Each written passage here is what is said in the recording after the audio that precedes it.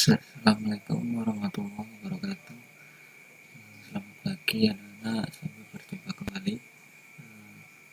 Kali ini kita akan mulai dengan materi perbankan dasar pada pertemuan yang ke-7.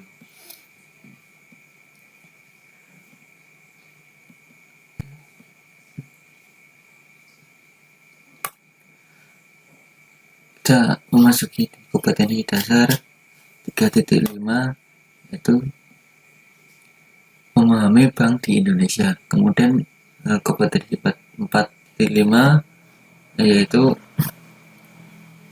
mengklarifikasikan jenis-jenis bank dan kantor bank di Indonesia. Adapun tujuan pembelajaran dari materi tersebut, yang pertama itu mampu menjelaskan Bank Indonesia sebagai bank sentral. Kemudian ada juga menjelaskan kegiatan bank umum. Lanjut lagi, kita mulai dengan di materi yang pertama. Dari materi tersebut, yang pertama itu jenis bank, di mana jenis bank di Indonesia sebagai bank sentral. Bank sentral adalah lembaga negara yang mempunyai wewenang untuk mengeluarkan alat pembayaran yang sah dari suatu negara, merumuskan dan melaksanakan kebijakan moneter, mengatur dan menjaga kelancaran sistem pembayaran, mengatur dan mengawasi perbankan, serta menjalankan fungsi sebagai leader of the last resort. Dan ada juga pengertian dari Bank Indonesia, di mana lembaga negara yang independen dalam melaksanakan tugas dan wewenangnya, bebas campur tangan pemerintah atau pihak lainnya, kecuali untuk hal-hal yang beserta tegas diatur dalam undang-undang. Lanjut lagi,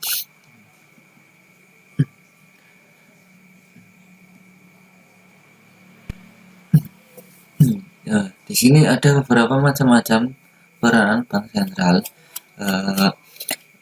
Kita ambil dari yang pertama itu bank sirkulasi. Bank sirkulasi itu pemegang hak untuk dalam pengendara uang, kertas, dan logam sebagai alat pembayaran yang sah. Kemudian ada juga bankers bank atau backing dari bank-bank. Kemudian ada yang C itu lender of the last resort. Bank sentral dapat memberikan pinjaman kepada bank dalam bentuk fasilitas kredit, likuiditas darurat.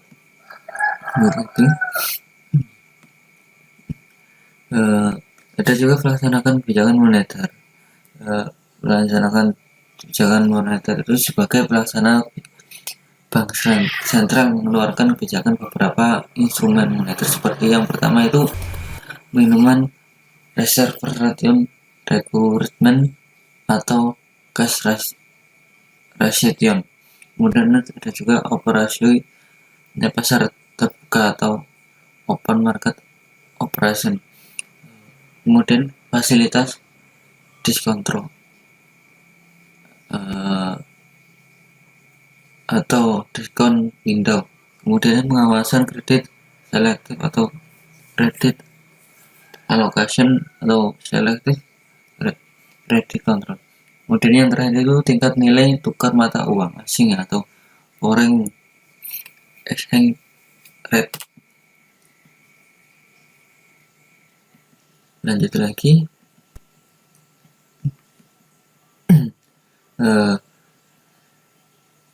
dari bank tersebut ada kegiatan bank umum, di mana bank umum menurut Peraturan Bank Indonesia nomor 9 atau /77 PBI /2007 adalah bank yang melaksanakan kegiatan usaha secara konvensional atau berdasarkan prinsip syariah yang dalam kegiatannya memberikan jasa dalam lintas pembayaran.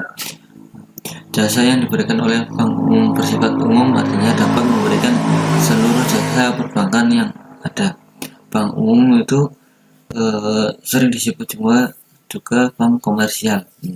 Kegiatan bank umum tersebut dibagi menjadi beberapa. Yang pertama itu menghimpun dana dari masyarakat.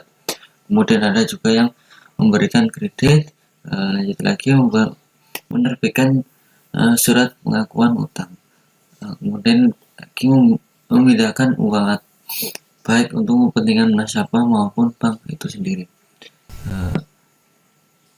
Selanjutnya itu menerima pembayaran dan melakukan penghitungan dengan pihak ketiga. Lanjutnya lagi, menyediakan tempat untuk menyediakan barang dan surat berharga. Yang terakhir itu melakukan penempatan dana dari nasabah catat di bursa efek. Lanjut lagi, memasuki di materi selanjutnya itu jenis bank berdasarkan kepemilikannya. Yang pertama itu bank milik pemerintah. Bank milik pemerintah itu ada beberapa contoh, yaitu ini contohnya bank BRI, kemudian BNI, BTN, dan lain-lain. Kemudian ada juga bank milik swasta nasional. Nah, ini contoh bank milik swasta nasional, yaitu Bank Amanat, Bank Danamon, Bank Sentral Asia atau Bank Lipo, dan Bank Niaga. Nah, yang ketiga itu ada bank milik asing. Bank milik asing itu dia contohnya APBN, Ampro Bank atau GP Bank, Bank, dan lain-lain. Kemudian ada yang terakhir itu ada juga bank milik campuran, di mana bank milik campuran itu berbagai macam. Atau ini contohnya itu Inter Pacific Bank, atau kemudian itu ada juga Mitsubishi Buana Bank, dan Bank Sakura Swarma. Cukup sekian penjelasan dari kami, semoga bermanfaat. Terima kasih. Wassalamualaikum warahmatullahi wabarakatuh.